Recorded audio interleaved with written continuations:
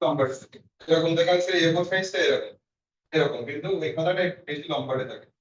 এখন এটাকে যদি দুই ভাগ করে নেন, তাহলে দেখেন সহজে কিন্তু দুইটা হয়ে যাচ্ছে, দুইটা দৃশ্য যদি একটা হয়, এটাকে দুই ভাগ করে নেন, তাহলে এইভাবে যদি আঁকেন পুরোটা, সেটাও কেমন দেখাবে। আবার যদি এরকম মানে বেশি লম্বাটা যদি করে আঁকেন, সেটা ভালো দেখাবে না, দেখেছেন এরকম, মানে এইটার মতো স্কোয়ার টাইপের হয়ে যাবে, স্কোয়ারও নয় আবার আয়তাকারও নয়, এরকম।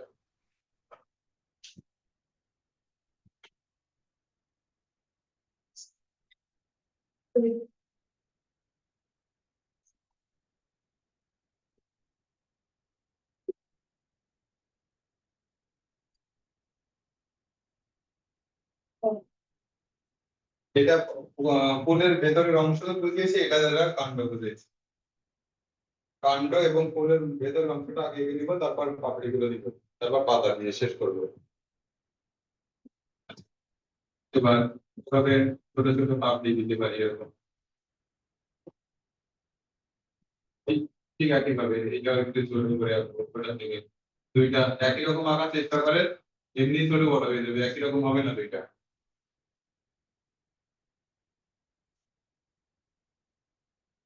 এরপর পাতা আঁকবো, এরকম করে পাতা সেরাটা এঁকে নেবো। এরপর পাতার আউটলাইনটা দিয়ে দিতে হবে। এই এরকম। এরপর সেরা গুলো এক এক পাশে ছোট করে এঁকেছি তো, তিনটার বেশি যেন না হয়, এভাবে তিনটা করে দিব।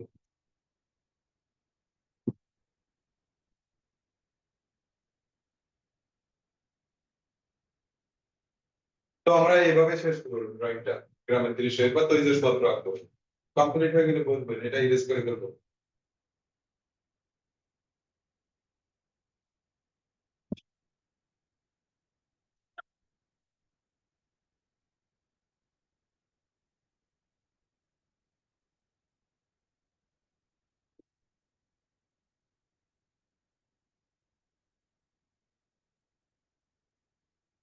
হয়েছে?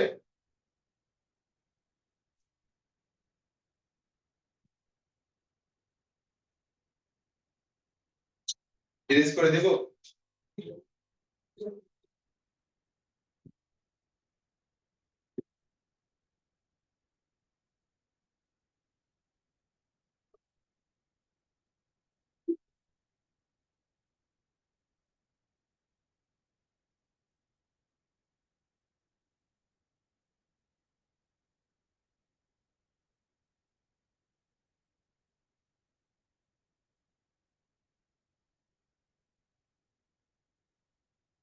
তোমরা বোর্ডে আঁকানো প্র্যাকটিস করবেন, হয়তো খাতাতে অনেক ভালো আছেন, কিন্তু বোর্ডে এসে দেখেন ওরকম ভালো আর হবে না। বোর্ডে আঁকানো প্র্যাকটিস করতে হবে, ঠিক আছে?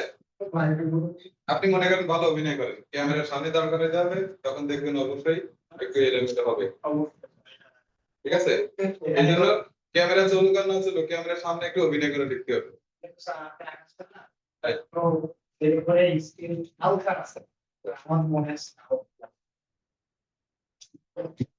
আচ্ছা, আমরা তো জিনিসপত্র আঁকবো, হ্যাঁ? এখানে বলেছি হাঁড়ি কড়াই জগ গ্লাস পেট্টি চাই কাপ, এগুলো এঁকে শেষ করবো। গতানুগতিক এগুলো আসে, এছাড়া দেখা যাচ্ছে বালতি আঁকা যেতে পারে, তো গ্লাস আঁকলেও বালতি আঁকতে পারবেন। হ্যাঁ, একটু মাথন দিয়ে দিতে হবে। তো হাঁড়ি আঁকতে গেলে প্রথমে একটু দূর থাকবো, নাহলে একটা সেশন শেষ হয়েছে যাতে তৃতীয় সেশনে না যাবে, দ্বিতীয় সেশনে যাতে শেষ করতে পারি, একটু দূর থাকবো, হ্যাঁ?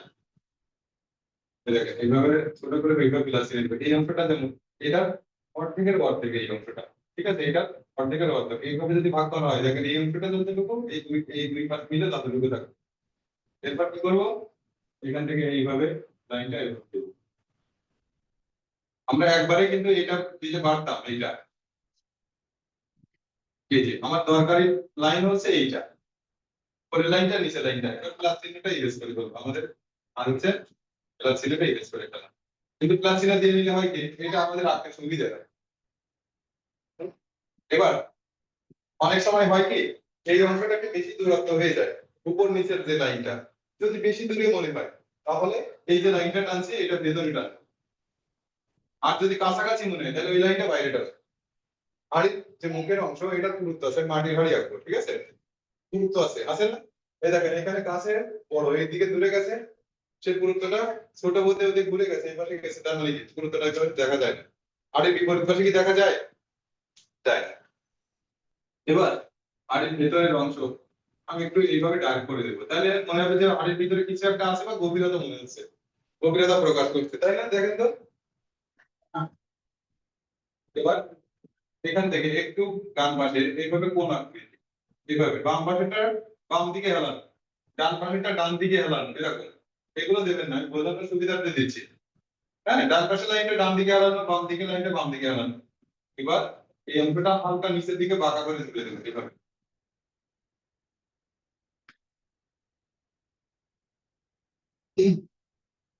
এবার এই অংশটাকে যদি দুই ভাগ করি, এরকম একটা বিন্দু হয় বা কেন্দ্র হয়।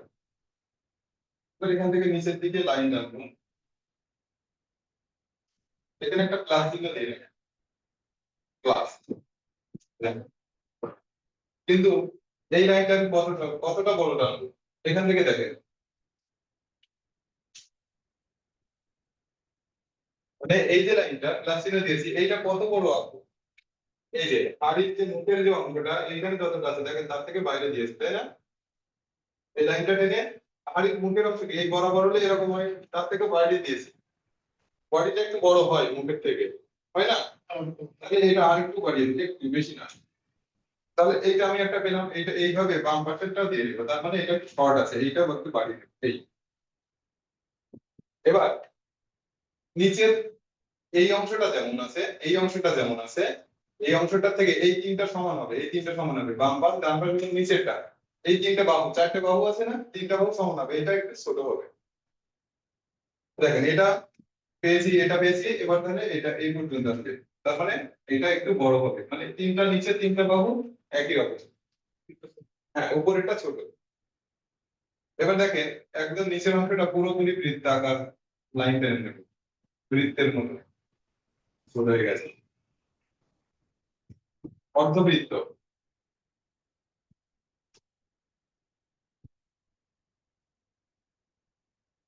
এভাবে অর্ধবৃত্ত এঁকে নেবে।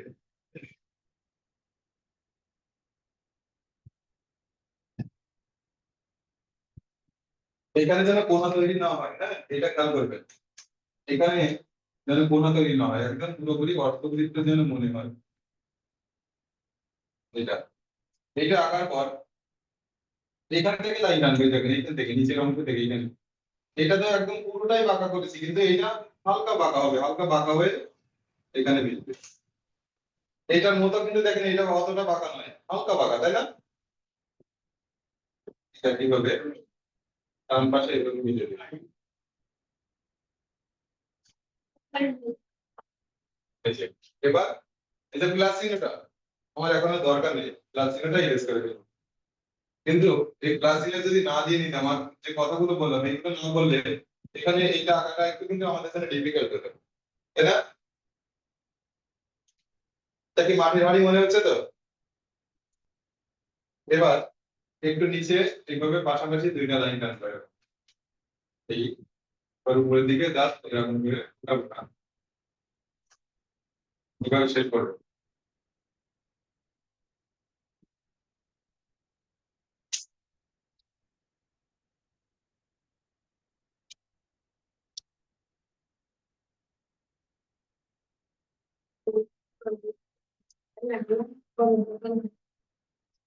কত ছোট করে আছে, একটু বড় করে, বড় আঁকা, ছোট বড় মাঝের সব ধরনের আঁকা অভ্যস্ত হতে হবে।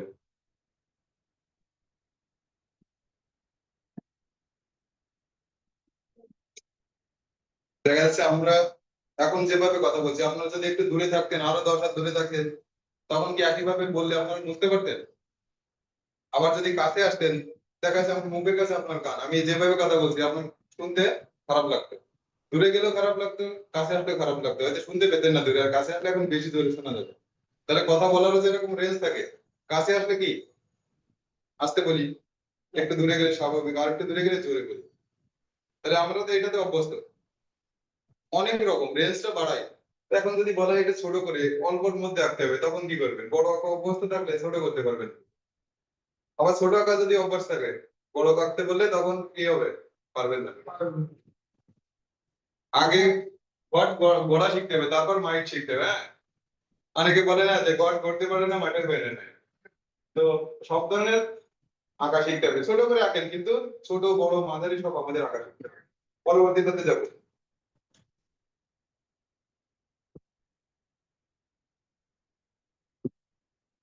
পড়ায় আঁকতে গেলে ওই সেই অর্ধবৃত্ত মতো প্রথমে মুখের অংশটা এঁকে নেবো।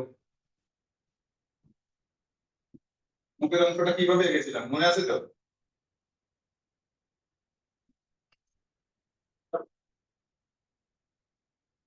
এটা একটু বড় হবে। এইখানে নিচের অংশ থেকে উপরের অংশটা একটু ছোট দিয়েছি দেখেন, তাই না? এখানে দেখেন, তাহলে সেই তুলনায় নিচের অংশটা বেড়েছে। এবার এইভাবে লাইন টানলাম, টেনে পরে নিচের অংশটাকে একদম পুরোটা অর্ধবৃত্তের মতো হয় কিনা।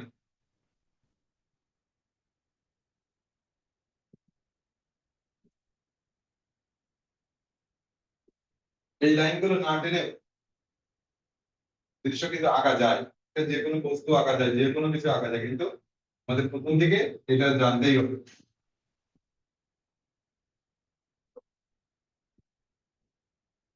মিস্ত্রিরা যখন ঘর করে তখন সুতা দিয়ে কিন্তু কোন পাশ দিয়ে ওয়াল উঠবে মেপে নেয়, তাই না? তারপর কোনা ভেঙে নেয়, না নিয়েও তো করতে পারতেন ওই পরিমাপগুলো। তখন মানে অ্যাকুরেট হওয়াটা একটু মানে মানে টেনশন থেকে যেতে যে অ্যাকুরেট হবে কিনা। হ্যাঁ, তো এইভাবে। আর আঁকার ক্ষেত্রেও ওরকম একটু পরিমাপের মধ্যে রাখলে ভালো হয়। তো পড়াইয়েরও একটা গুরুত্ব আছে, আছে না? হ্যাঁ, যেটা বোঝানোর জন্য এরকম পাশাপাশি লাইন দেন, এক ভাগ বোঝা যাবে, অন্য ভাগ যাবে না। ঠিক। এবার হাতল দুপাশেই দেওয়া যায়, এখানে দেওয়া যায়, আবার এই পাশে ওই পাশেও দেওয়া যায়। এখানেও হাতল দেওয়া যায়, এখানে হাতল দেওয়া যায়, আবার মানে উপর নিচ হাতল দেওয়া যায়, আবার ডান বামও দেওয়া যায়। দেখেন আমি উপর নিচ দিলাম, আমি দূরেরটা যদি একটু ছোট দিই তাহলে কি আঁকা ভুল হলো? উপরেরটা যদি ছোট দিই, না কেন উপরেরটা কেন ছোট দিয়েছি বলে তো একই জায়গায় তো, কিন্তু উপরেরটা দূরে, এই পার থেকে ওই পার ওয়ান একটু হলেও দূর আছে, অন্তত 8-10 ইঞ্চি, তাহলে সেটার জন্য ছোট দেখাবে। এগুলো কেন ছোট বড় দিচ্ছি এগুলো বলতে জানতে হবে। হ্যাঁ,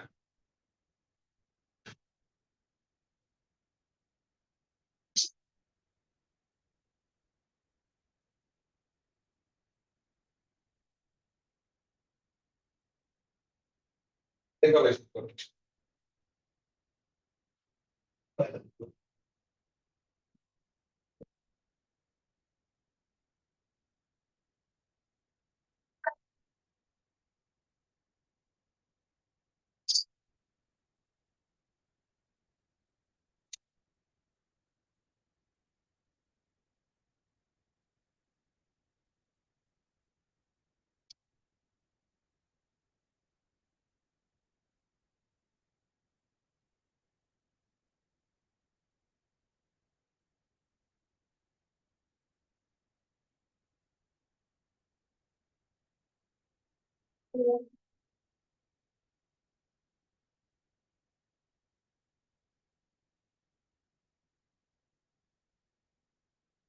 জিজ্ঞেস করে দিই,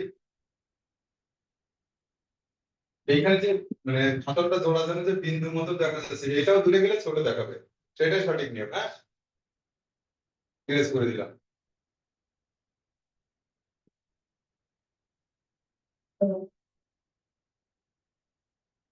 আচ্ছা, জগ আর গ্লাস একসঙ্গে আঁকবো দুইটা, আর কেটলি আর চায়ের কাপ একসঙ্গে আঁকবো। ঠিক আছে, জগের সাথে একটা গ্লাসের সম্পর্ক আছে বেশ, আবার কেটলির সঙ্গে চায়ের কাপে নাকি।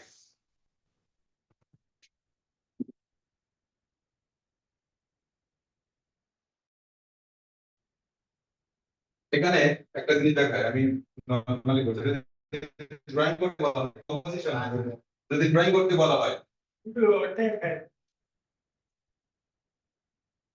যদি ড্রয়িং করতে বলা হয় সেক্ষেত্রে আমরা কিভাবে আঁকবো জগ আর গ্লাসটা? এটা মগ, যদি ড্রয়িং করতে বলা হয় তখন আমরা এইভাবে আঁকবো, কিন্তু যদি কম্পোজিশন আঁকতে বলা কম্পোজিশন করতে বলা হয় তখন মানে জগ এবং গ্লাস তো একই আকার হয় না। অনেক সময় হতে পারে কিন্তু বেশিরভাগ ক্ষেত্রে কি হয় যে এক জায়গায় অন্তত 4-5 গ্লাস পানি ধরে, তার মানে সেই তুলনায় ছোট করে আঁকতে হবে। এটা হলো ড্রয়িং। যদি কম্পোজিশন করতে বলা হয় তখন কি করতে হবে, এখানে বলা হয়েছে কি দেখেন তো, কম্পোজিশন। ড্রয়িং করতে বলা হয় এইভাবে আঁকতে হবে, যদি কম্পোজিশন করতে বলা হয় তখন কিভাবে করতে হবে।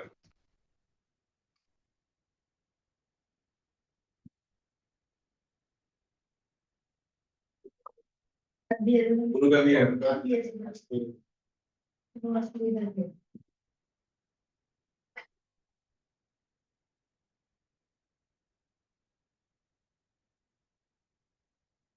এবার শুরু করে, আগে তো অনেক সময় নিয়ে গেছিলাম, এবার একটু তাড়াতাড়ি আঁকবো নাকি।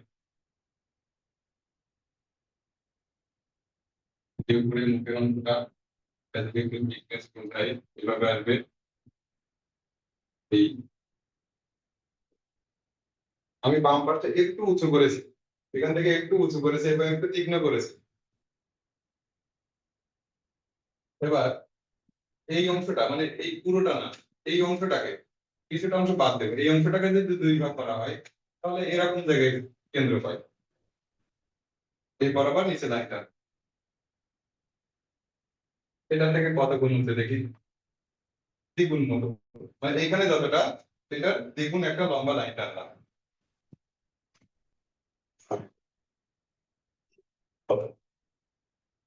তো এই যে এটা হলো দ্বিগুণ লাইন টানবো, ঠিক আছে।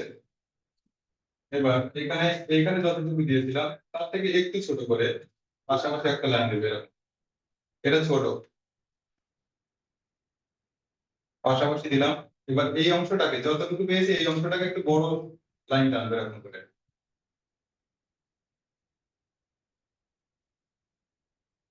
দুপাশে যেন সমান হয়, দুপাশে যেন সমান হয় এটা খেয়াল করবে। এই লাইনটা দেওয়ার কারণ হচ্ছে ওইটা যেন দুপাশ সমান হয়, আমাদের এই উদ্দেশ্যে লাইনটা টানা।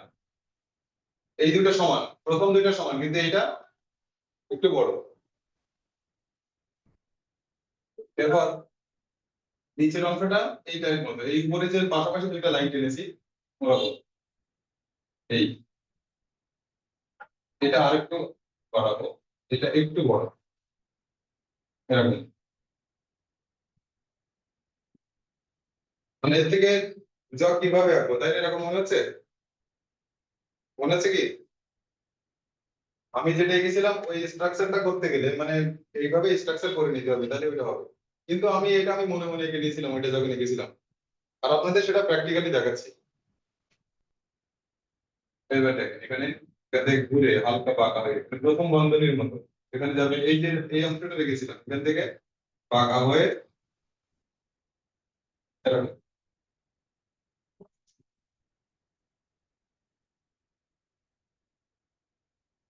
মিলিয়েছেন? এবার দেখেন এই অংশ থেকে এই অংশে একটু সোজা করে মেলাবো, বেশি বাঁকা না, একটু সোজা।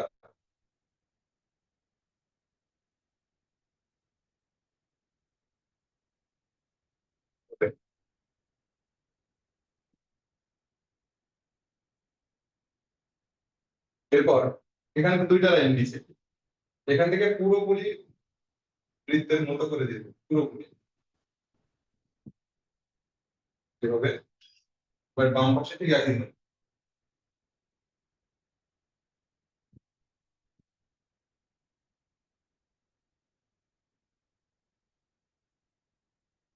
এরপর এই বরাবর থেকে নিচের অংশটা একটু বড়, তার মানে এখানে থাকবে লাইনটা। এই আমি প্রথমবার যখন এঁকেছিলাম তখন শুধু আউটলাইন দিয়েছিলাম, এই স্ট্রাকচারটা দেইনি। তবে এই স্ট্রাকচারটা জানা থাকলে ওটা আঁকা সহজ হবে। এবার এটা একটু এইভাবে জুড়ে দিই হালকা বাঁকা করে, সোজা লাইন দিলে হতো না, এই জন্য পুরোটা টানি নিয়ে হালকা বাঁকা হবে এই নিচের এই লাইনটা। এবার মাঝখান বরাবর হালকা বাঁকা করে আবার এইভাবে লাইনটা। এটা হওয়ার পর এখানে একটু টেক্সচার দিয়েছিলাম এরকম হালকা উঁচু হবে। এটা হলো অ্যালুমিনিয়ামের জগ আছে, এগুলো দেখতে মানে যেটা এরকম দেখতে বেশিরভাগ কি হয় অ্যালুমিনিয়ামের হয় না।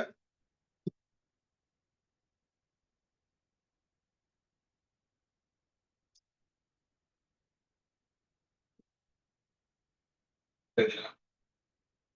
এরপর এই যে সোজা যে লাইনটা, দেখেন এইটা যদি না দিয়ে দিতাম তাহলে কিন্তু দুবার সমান হতো না, একটু হেলে যাওয়ার সম্ভাবনা থাকতো। হ্যাঁ, ছোট বড় হওয়ার সম্ভাবনা থাকতো।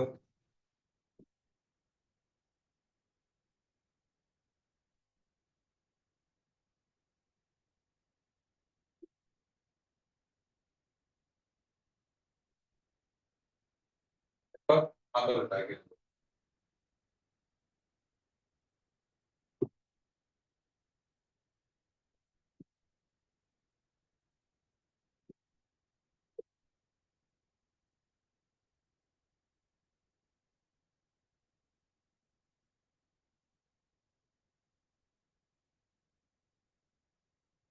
আগে জগে গেছেন মনে হয়, এরকম পদ্ধতি অবলম্বন করেন ঠিক করেছে। এভাবে করলে কি সহজ হবে না কঠিন হবে? স্ট্রাকচার করে নিতে হবে আগে, পরে ছোট ছোট করে বিভিন্ন অংশ আঁকা যায়।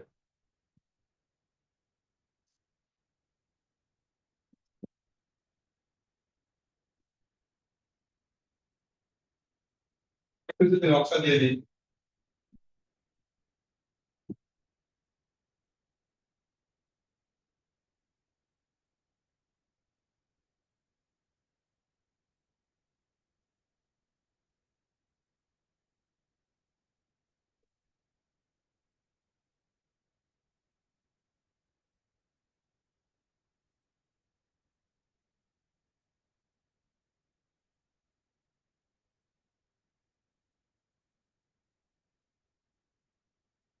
ক্লাস আঁকতে গেলে প্রথমে একটা টি লিখবো, ক্যাপিটাল লেটার টি। এরকম হয় তো নাকি? মানে নিচের অংশটা উপরের অংশের থেকে, এই অর্ধেকের থেকে একটু বড় দিক, তাহলে অর্ধেকটা যদি এরকম হয়, একটু বেশি এরকম, উপরের অংশ থেকে নিচের অংশটা ছোট হবে। আবার এই অংশটাকে যে লাইন টেনেছি এই দুপাশে যেন সমান হয়, এরকম করে আঁকার পর উপর থেকে এই বিন্দুতে মিলে যাবে।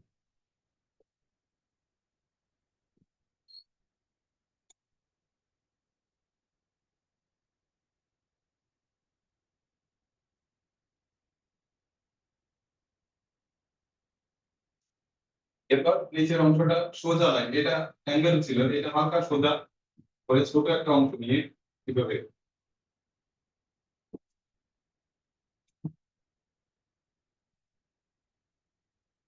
এরপর দেখেন এই যে মুখের অংশ যেভাবে এঁকেছিলাম ঠিক একইভাবে এখান থেকে ঘুরে যাবে এই, এখান থেকে এভাবে ঘুরে আসবে এই, পরেরটা একটু দূরে চলে গেছে কাছাকাছি এই দিলাম। এবার এই টিটা মুছে ফেলবো, টিটা লিখেছিলাম না প্রথমে, টিটা ইরেজ করে ফেলবো। এই দেখেন ক্লাসের মতো মনে হচ্ছে এবার। ওইটা টিটা দিয়ে নিলে হবে কি, যে সহজ হয়ে যাবে, যে আঁকা বাঁকা হওয়ার সম্ভাবনাটা কম থাকবে।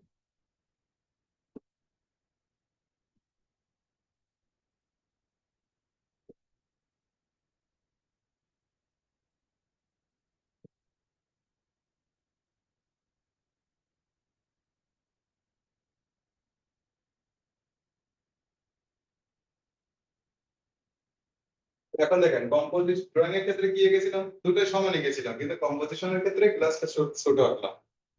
অন্তত 4-5 গ্লাস যেন পানি জগে ধরে, তাহলে ওর সঙ্গে মানে মিলে যাবে। আর তা নাহলে দুটোই যদি সমান হয়, এক গ্লাস পানি একটা জগে ধরছে না, তাহলে কেমন হলো? ভুল হলো। ড্রয়িং ঠিক আছে, কিন্তু যখন যদি বলে কম্পোজিশন, তখন যে যেমন হয় আকার আকৃতিটা চেঞ্জ করতে হবে। জগ বড় হয় গ্লাস ছোট হয় এবং পাশাপাশি এইভাবে। পরীক্ষার সময় কি তাহলে এই পেন্সিল স্কেল নিয়ে যেতে হবে সঙ্গে? হ্যাঁ, হ্যাঁ,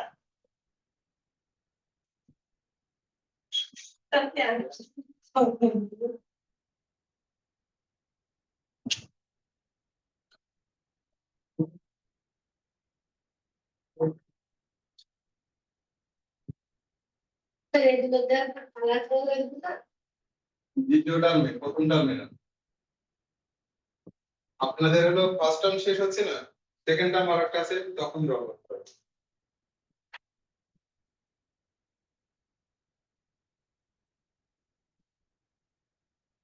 এখন শুধু ফাউন্ডেশন, পরে অনেক কিছু দিতে হবে। ফাউন্ডেশন হচ্ছে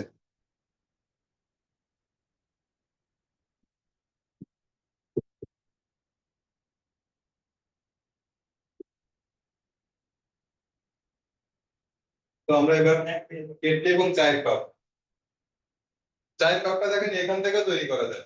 এটাকে যদি শর্ট করে দিই, এখান থেকে যদি শর্ট করে দিই, দেখেন এর ভেতর থেকে বের করা যায়, তাই না?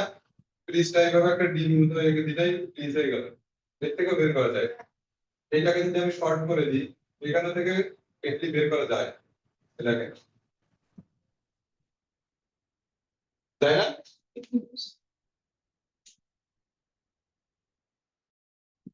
ওটা করলে ছাপা হয়ে যায়, ছাপা দিব না। ওইটা থেকে বের করা যায়, গ্লাস জার থেকেও কেটলি, চায়ের কাপ, ফ্রিজ বের করা যায়। যদি সিন্ধুকে কিছু না থাকে, যতই তা লাগে কিছু পাওয়া যাবে, কিন্তু যদি থাকে কিছু না কিছু পাবোই আমরা। কি মনে হচ্ছিল না কেটলির কাপ? একটা বিন্দু দিয়ে নিই, বৃত্তাকার, মানে একটা ফর্মে ব্যবহার করি আমরা। একটু লম্বাটে।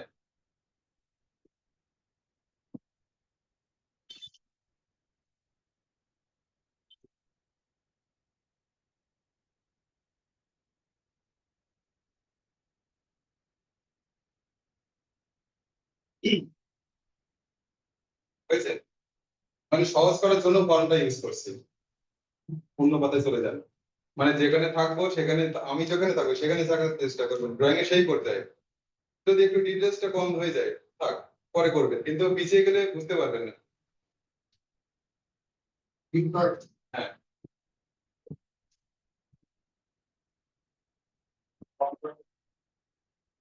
এটা যদি এরকম জায়গায় দিয়ে ওয়ার্ড থেকে, তাহলে ওয়ার্ড থেকে পড়ে কিভাবে লাইন টেনে, লাইন টেনে নিতে হবে।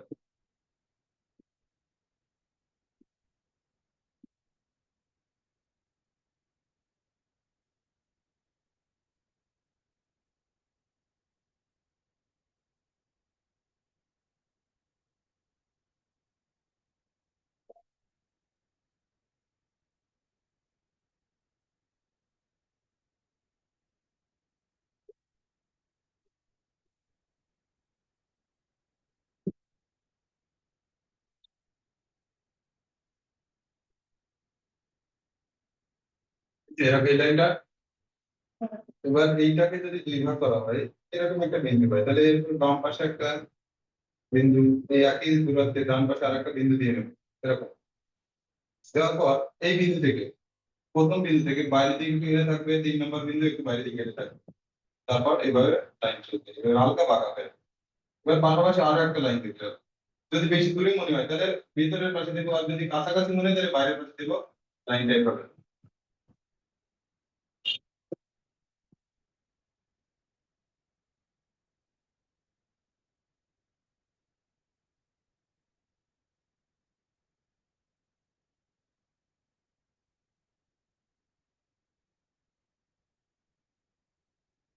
এটা মাঝখান বরাবর এরকম একটা অংশ এঁকে নিই, অর্ধবৃত্ত, তারপর উপরের অংশে একটা বৃত্ত রাখবো এরকম।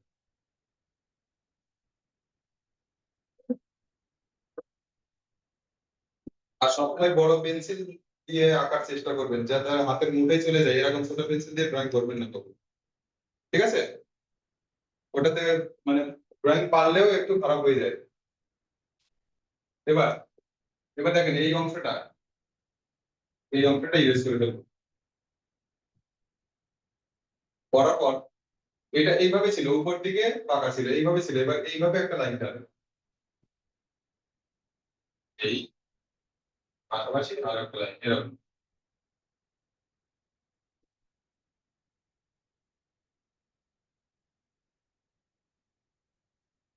এরপর এভাবে একটা টেনে, এভাবে ছোট ছোট করে, এভাবে ছোট ছোট করে কেটে নিলাম। এটা ছোট অংশ, ছোট মতো, এইবার এটা বড় অংশ, এই স্পেসটা একটু বড় করে রাখবো।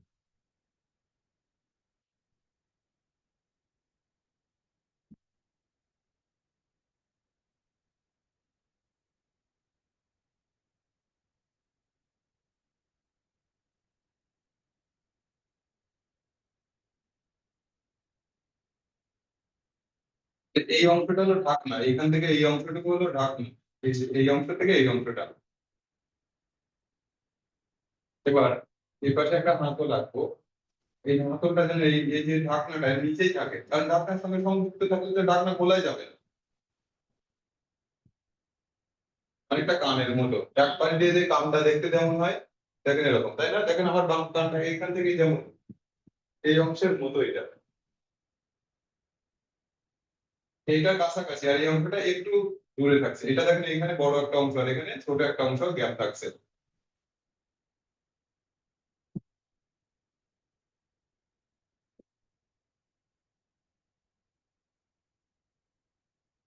এরকম যদি একটু আঁকা বাঁকা থাকে তাহলে ওই যে ডেপ যে জায়গাটা আঙুল আটকায় যায়, সহজে আটকানো যায়, এই জন্য এটা দিয়েছি।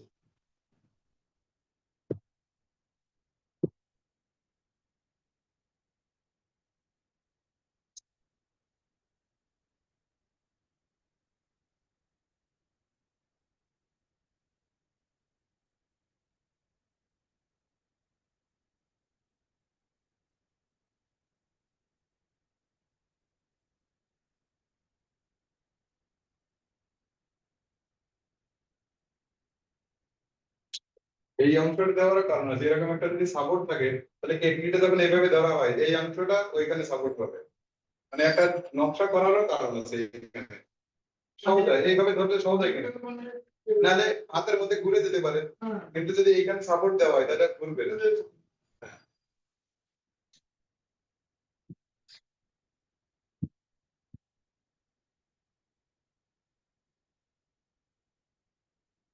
এটাকে যদি তিন ভাগ করা হয় এরকম করে, এই অংশটুকু এই অংশটুকুকে এখান থেকে এই পর্যন্ত তিন ভাগ করা হয়, প্রথম ভাগের থেকে এইভাবে একটা দাগ বাইরে যাবে। এই অংশটা এখান থেকে এই পর্যন্ত এই অংশটাকে যদি তিন ভাগ করা হয়, একটা ভাগ একটা একটা দুইটা বিন্দু দিয়েছে, তিন ভাগ হয়ে গেছে, এই থেকে এরকম একটা লাইন টানতে হবে।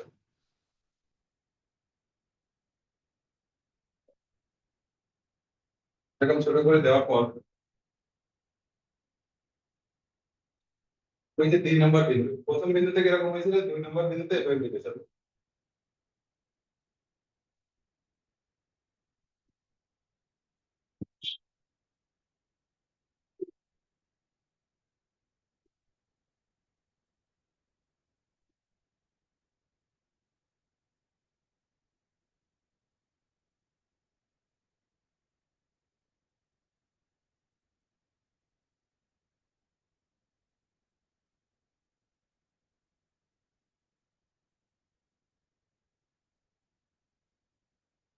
ভিতরে একটা নকশা এঁকে দিব বডিতে।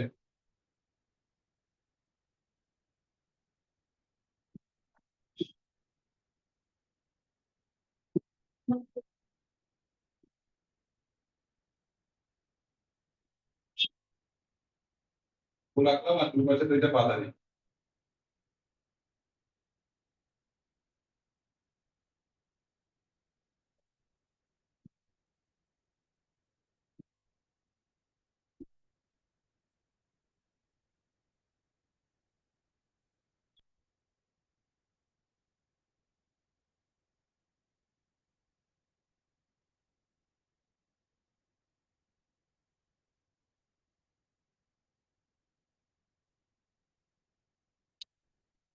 আর এরপর হলো চায়ের কাপটা, ওই যে গ্লাসের উপরের অংশটা যেভাবে এঁকেছিলাম সেভাবে একই ভাবে আবার একটা টি কাপ আঁকতে দিয়ে একটা টি লিখে নেব।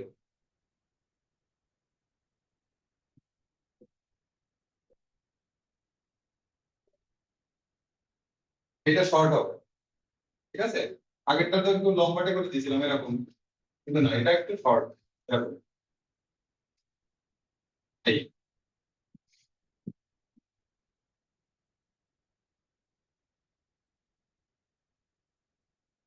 দুপাশে যেন সমান হয় এটা খেয়াল করে নেবেন, এবার যতটুকু এবার ততটুকু।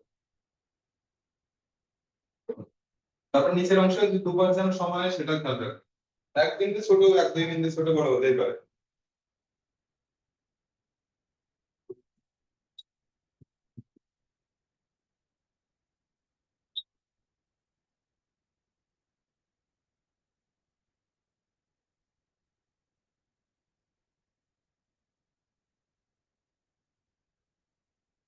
দেখেন আমি যখন আঁকছি, আমি তো এখানে জায়গা কম রাখতে পারতাম, নিচে বেশি রাখতে পারতাম, এটা একটু নিচের দিকে রাখতে হবে, হ্যাঁ?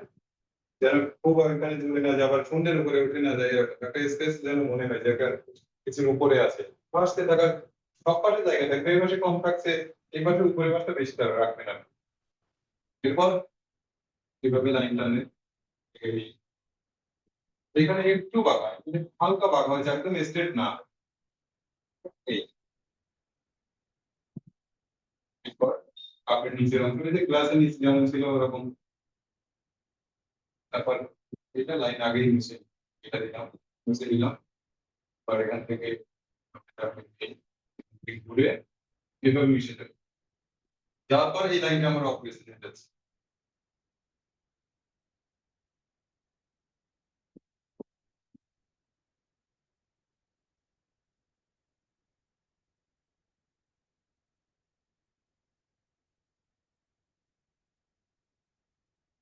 এটা দিয়ে কি বোঝালাম?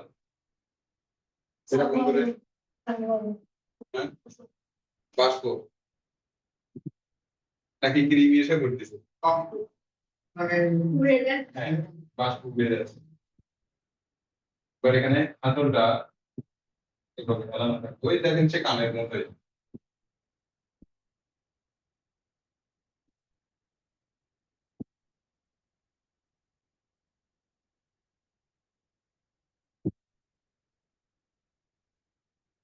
কাউকে একটা নকশালি কেটলিতে যেমন ছিল ওই ধরনের, ছোট করে শেষ করতে, ছোট অংশে।